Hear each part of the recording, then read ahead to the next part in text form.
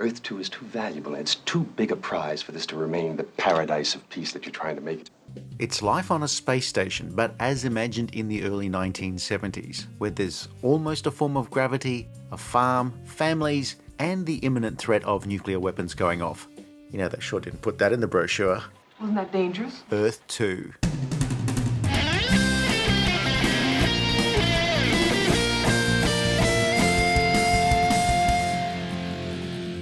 Well, let's call it what it is. A thermonuclear bomb. A bomb which passes within 150 miles of Earth 2. Earth 2, first broadcast on ABC in late 1971, was a made-for-television movie that functioned as a pilot for a potential series set on board a space station.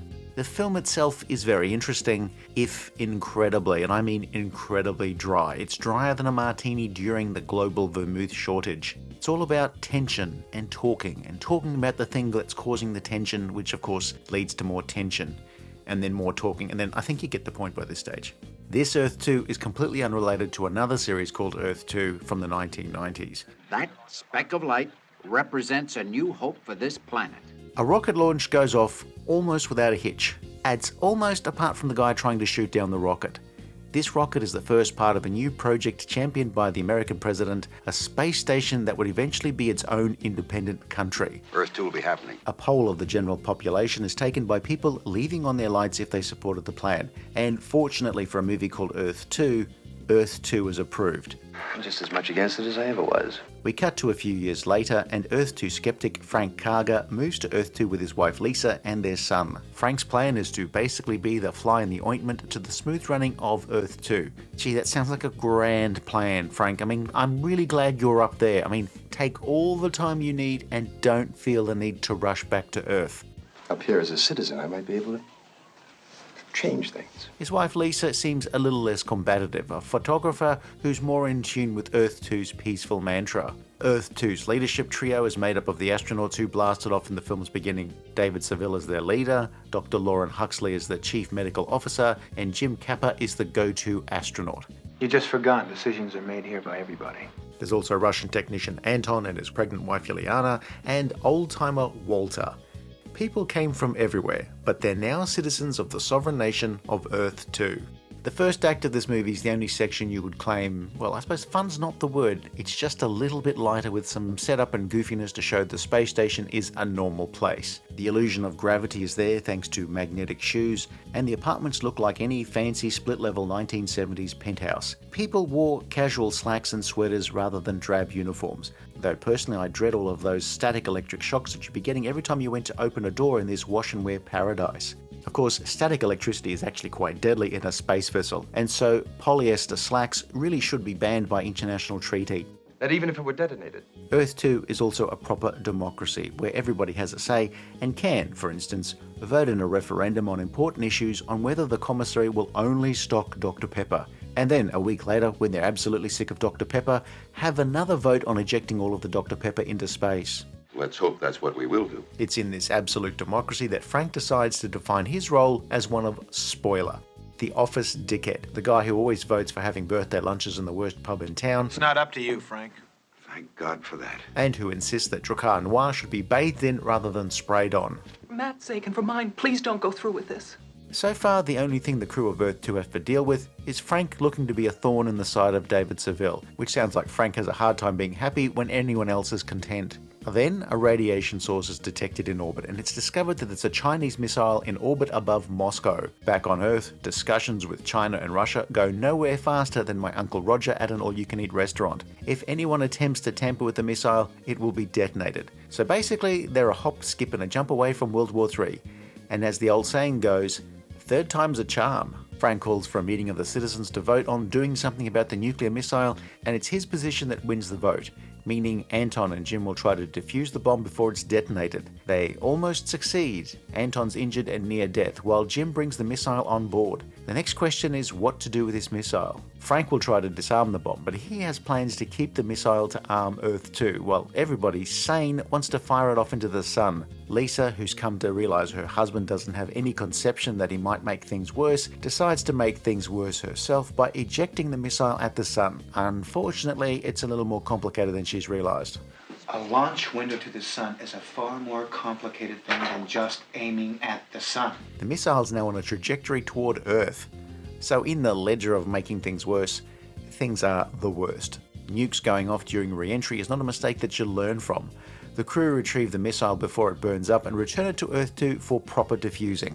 It's all very tense. The thing is half melted and they have to hurry before parts of the bomb melt in the sunlight and the thing goes kablooey. Spoilers, it does not go kablooey, which sucks because I had $50 on things going kablooey-ating.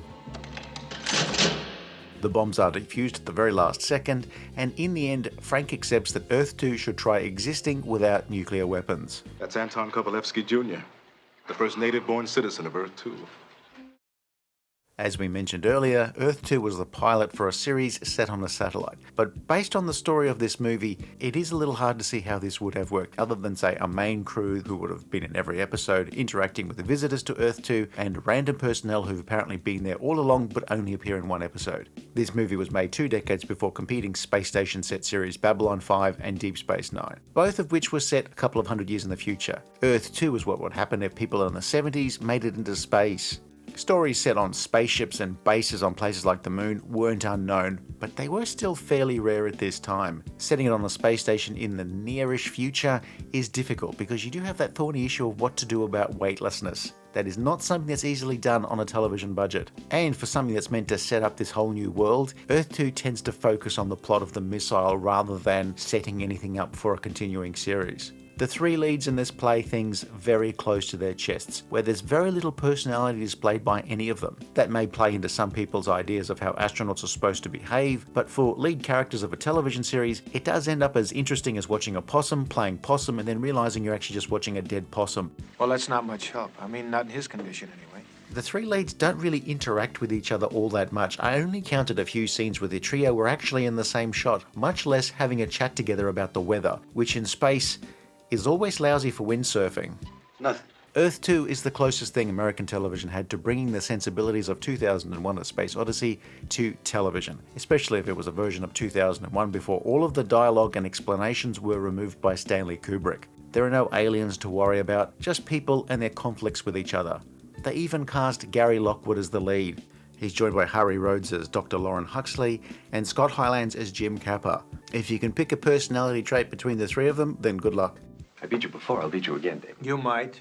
Also appearing were generally intense actor Anthony Franciosa, I disagree with the way we are handling these threats. Mariette Hartley, We must show that there's another way. there's also Lou Ayres, and Inga Swenson. Wait, Gretchen Krauss? Here everything and everyone is contained. Yeah, I know what you mean. Only Frank and Lisa really display much personality they possibly wouldn't have been in a continuing series. As it is, the lead characters don't really show you much reason why you should want to watch them in further stories. The film was directed by Tom Grice, an Emmy-winning writer, producer, director. He created the series The Rat Patrol and directed the feature film Will Penny. He's also the father of actor John Grice. The direction here is quite solid. It's very methodical, there's nothing particularly fancy, but it's done very well. Earth 2 was written and produced by William Reed Woodford and Alan Balter, who'd been prolific writers on the early seasons of Mission Impossible. And having said that, you can now see echoes of their work here, especially in the 3rd act. We have dry characters who are cool under pressure, they're cool without pressure, they're just cool all the time. But not cool as in cool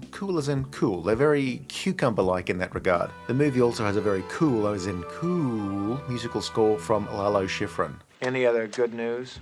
The idea of Earth 2 being a type of commune seems a bit naive now, but the entire story is about the tug-of-war between optimism and pessimism, people wanting a better tomorrow versus those who fixate on geopolitical squabbles. Timing, however, is everything. In the film, the Chinese put the missile there and they weren't then part of the UN, meaning they weren't signatories to treaties keeping instruments of war out of space. Unfortunately for the movie, the real world saw Red China supplant Taiwan in the UN around the time of broadcast. Not long after, manned travel to the moon ended, meaning the public's fascination with space exploration would tail off to nothing. Which is why, with very few exceptions, we would not see many successful attempts at launching serious science fiction programs aimed at an older audience until, well, a lot later. And this dedication must manifest itself in deed as well as word. The production design, especially when it's not another 1970s looking apartment, is generally quite good. This does look like it was quite an expensive production, and it's certainly much nicer looking than many early 70s science fiction movies and television series. The special effects sequences are very well done for a television movie of the day, where they follow the deliberate and vaguely realistic pace of Kubrick's movie rather than that of a space opera. Sorry, David, this is the best we can do. This is of course not an adventure film, but it's a drama with lots of people maneuvering spacecraft and hoping that a whacking grade bomb doesn't go off. Sometimes the models do look like models, but they are still mostly filmed very, very well. For me, the highlight of the effects was the scene where the capsule follows the missile burning up in Earth's atmosphere. We'll take it one step at a time. The script doesn't just stick to the tension of the space missions potentially not going so well. There are the debates. I mean, there are lots of debates, usually with Frank taking the more aggressive posture and Seville leaning towards caution. And then Earth 2 citizens watching from their apartments will see real-time fact-checking or emotion checking. Earth 2 was screened in late 1971, but didn't end up with a series order. But if you like well-made, mature and talky science fiction, this isn't half bad. It's got no aliens, no monsters, no gun battles, no fist fights, or evil parallel universe versions of the main characters with funny facial hair showing up. We cannot carry a big stick and still live for peace. This was something that I'd never heard of until I saw it referenced while researching some other movie, and I decided to take a look at it. I'm glad I took a punt, and I'm glad I did this as an adult, because I could have seen me being bored rigid by this as a kid. It is dry, it is cool, but cucumber-like, not Fonzie-like, and it's something that's unusual for a television sci-fi at the time. It was made for older viewers, or at least people who didn't need stimulation every 10 seconds. I did enjoy this a hell of a lot, but its pace may tend to relax you into a very deep sleep if you don't plan ahead with enough caffeine. The real tragedy that more 70s productions would skip faking life on satellites and take those easy shortcuts by sticking everything on a giant spaceship or the moon, or making the moon a giant spaceship. How do you plan to do that? Public interest in space travel will have peaks and troughs, with Earth 2 just being shown at the wrong time. Right this second as this is posted, interest in space missions is high, and space mission movies aren't doing too badly either. But as a pilot to demonstrate what this could have looked like as a series, Earth 2 does a pretty poor job. However, as a standalone tale of a space station dealing with a deadly situation, it's quite interesting. Especially if you're looking for something that's mostly serious and Mission Impossible-esque. Yeah, dang it, I lost my keys again. If you enjoyed this review, please like and subscribe, leave a comment below or check out some of our other videos.